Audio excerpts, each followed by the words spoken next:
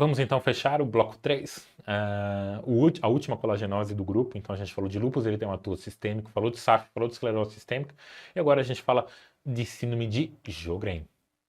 Então vamos lá, tá? Síndrome de Sjögren, eu quero que vocês guardem a imagem dessa mulher. Uma mulher de meia idade, pouquinho 50 a mais, e é mulher, tá? Lembra, lúpus 88 a 90%. Sjögren é praticamente mais do que 90% de predomínio feminino. A síndrome de Sjögren, esse belíssimo nome, que é um oftalmologista sueco, ele descreveu em 1933 esse nome, é caracterizado pela infiltração linfocitária, ou seja, eu estou falando aqui de imunidade humoral das minhas glândulas exócrinas. Essa infiltração vai levar à insuficiência dessas glândulas exócrinas, que caracteriza-se principalmente por parotidite, já que eu tenho deficiência na excreção, e sintomas secos, principalmente xeroftalmia e xerostomia. A exocrinopatia isolada, caracterizada pela xeroftalmia e xerostomia, mais ou menos 60% dos casos, aí, mais ou menos 2/3 dos casos. A xeroftalmia é caracterizada principalmente por ardor, dor e prurido ocular, e o paciente queixa que o olho está seco. E a xerostomia, inclusive, além da queixa de boca seca, pode demonstrar através de cáries, alterações de paladar e déficits de mastigação. Inclusive é importante olhar para a boca desse paciente se ele tem perdas dentárias muito precoces, é um sinal sugestivo de xerostomia. Vejam aqui essa imagem, então vejo praticamente uma língua em framboesa aqui presente nessa paciente. Essa língua em framboesa sugere uma xeroftalmia intensa, ela até tem uma queilite, inclusive, por xeroftalmia. É um dos sintomas cardinais secos da síndrome de Sjögren. Como toda boa doença reumática, tá, o Sjögren não ia ser só glândula, ia ser só secura, tá? A gente também tem umas manifestações extraglandulares e no Sjögren elas são bem ricas. Veja, ela pode se manifestar com uma manifestação articular muito característica com a do lúpus, tá? Uma poliartrite simétrica, sem gerar deformidades e erosões.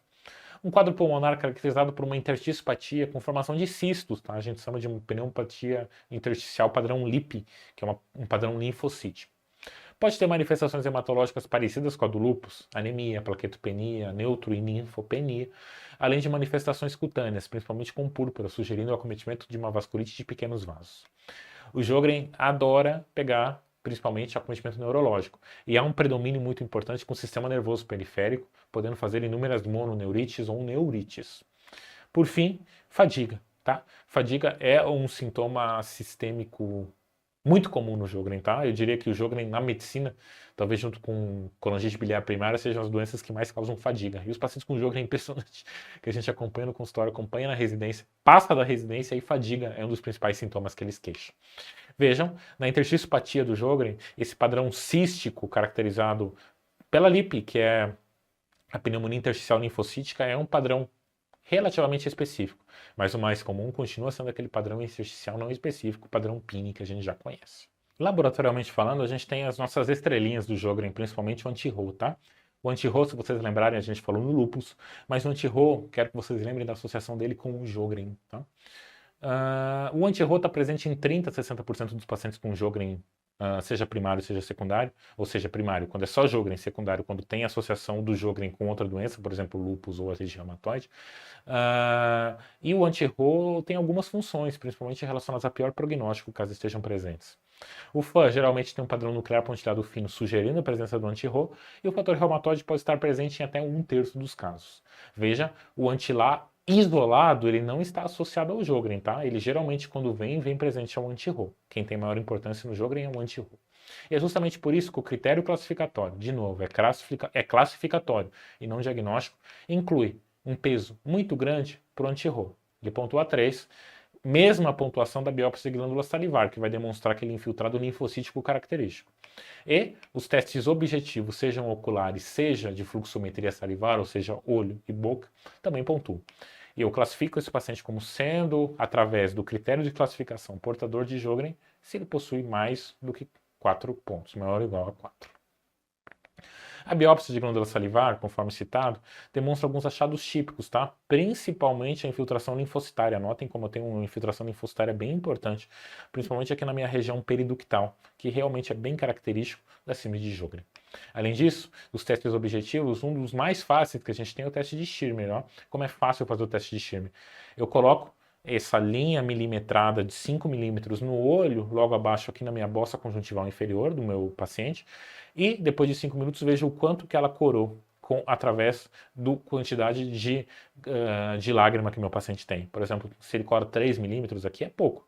Eu digo que ele tem secura oftalmológica de fato objetiva se for menor do que 5 milímetros em 5 minutos. Bom, e aí, Henrique, como é que a gente trata, tá? Claro, a gente tem um quê não farmacológico importantíssimo. Se eu tenho secura, eu tenho que proteger esse meu olho e minha boca. Óculos de proteção, posso utilizar um umidificador, posso utilizar chiclete sem açúcar para tentar estimular a salivação, hidratantes tópicos, sejam oculares, sejam bucais, e também tem o tratamento farmacológico.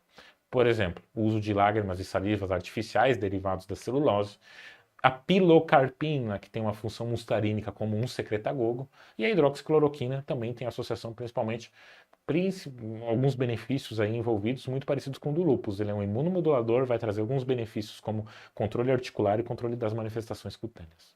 Vejam, paciente do sexo feminino, de 40 anos de idade, tem um diagnóstico recente de Sjögren. Apresenta queixas orais importantes como boca seca, parestesias em face, boca e língua, dificuldade na fala, mastigação e deglutição. Está parecendo que de fato ela tem um sintoma seco bem característico. Possui um aumento bilateral de parótidas maior do que 3 centímetros, bem importante, tá?